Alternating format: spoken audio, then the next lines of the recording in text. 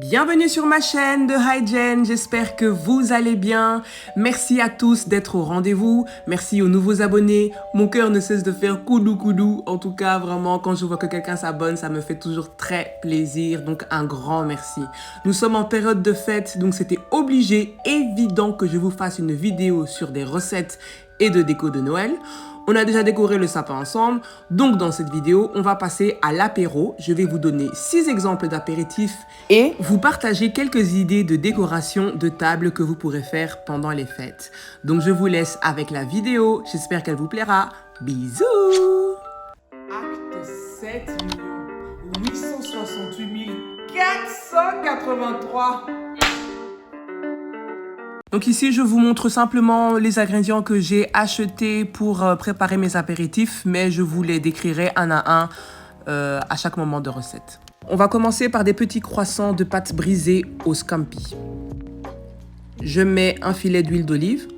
Ensuite, je fais revenir les oignons.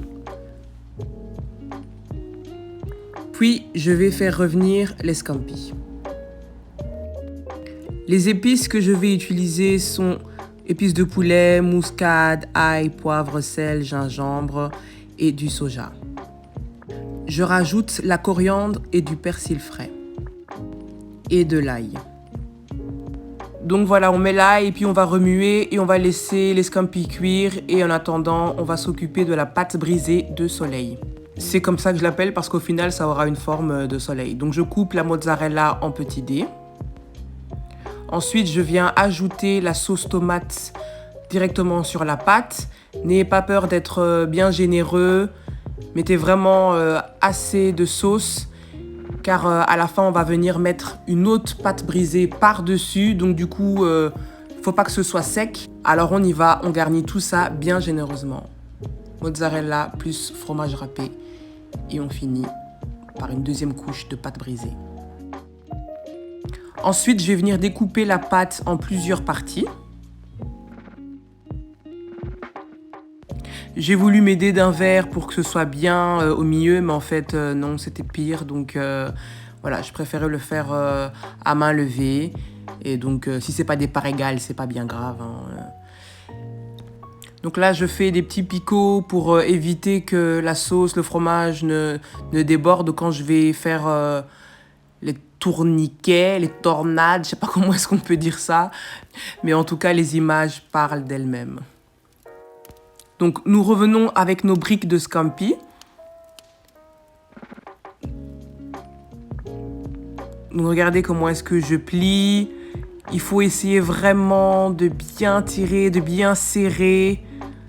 C'est pas vraiment évident. C'était la première fois pour moi, donc je l'ai fait vraiment tout doucement. Il faut bien serrer. Ça, c'est le conseil que je vous donne. Donc là, j'avais un petit morceau de pâte en trop, donc je l'ai mis là, comme ça. Et ça fait l'affaire. Voilà nos briques de scampi. On reste toujours avec nos scampis. On est revenu au petit croissant. Mon conseil est de couper les parts vraiment de la taille du scampi. Pas plus large, pas plus petit, sinon le scampi va dépasser ou sinon il y aura trop de pâte en fait. Encore une fois, désolé si vous n'avez pas compris, les images parlent d'elles-mêmes.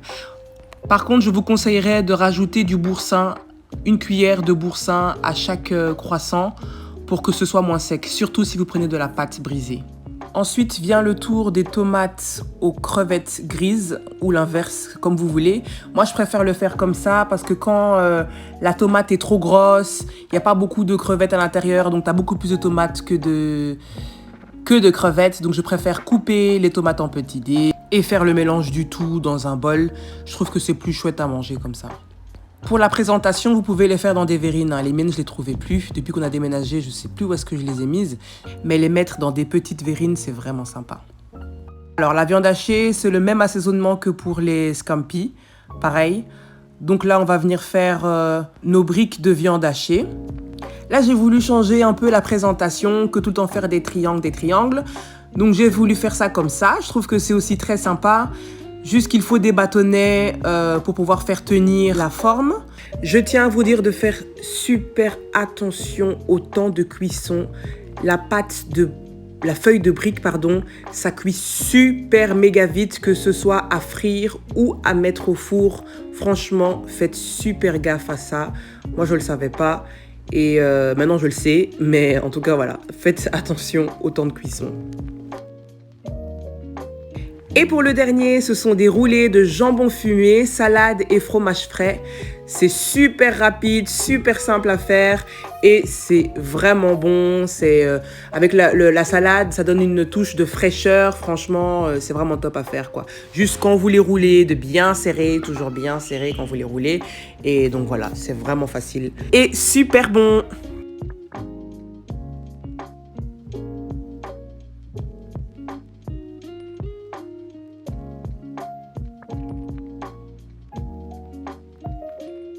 Voilà le résultat, tout est cuit, tout est prêt. Maintenant, on va passer à la dégustation.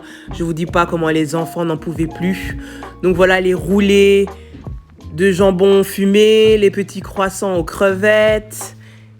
Il y a les briques de scampi, les briques de viande hachée et notre pizza soleil et les crevettes grises aux tomates. Donc voilà pour l'apéritif, j'espère que j'ai pu vous donner quelques petites idées. En tout cas, moi, ça, j'aime tout. J'adore. Passons maintenant à la déco de table. Ici, je vous montre ce que vous pouvez utiliser comme ustensile sympathique de fête. Donc ça, ce sont des petites assiettes pour mettre de la sauce.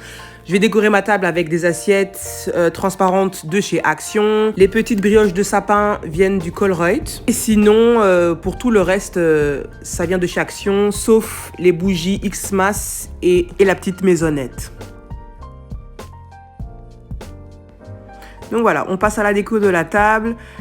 Ça, c'est des perles que j'avais déjà à la maison. Donc rien de nouveau. Sinon, comme chemin de table, vous pouvez voir que j'ai mis mes sets de table en rangée. Je n'ai pas mis de nappe parce que avec les enfants, franchement, je préfère pas mettre de nappe. Mais si vous en avez une, franchement, allez-y. Donc là, je mets mes petites boules de Noël faites maison. Puis les sets de table. La petite maisonnette, les bougies Xmas, un petit pot de fleurs, des Ferrero Rocher, des petites étoiles de chez Action, les assiettes de chez Action. Ça, en fait, je pensais que c'était des mouchoirs en tissu. Et en fait, je pense que ce sont aussi des sets de table. Donc du coup, je me suis dit que j'allais quand même utiliser comme porte-couvert. Il y avait ce petit rappel de doré des sets de table. Comme ça donnait bien, donc j'ai laissé ça comme ça. Donc là, je rajoute un petit peu des décos par-ci par-là. J'avais vu ça chez Action, je trouvais ça sympathique. Je ne savais pas ce que j'allais en faire, puis voilà, j'ai décidé de faire ça comme ça. Et je trouve que ça donne bien. N'oubliez pas de vous abonner, de liker, de commenter, comme d'habitude, ça fait toujours très plaisir.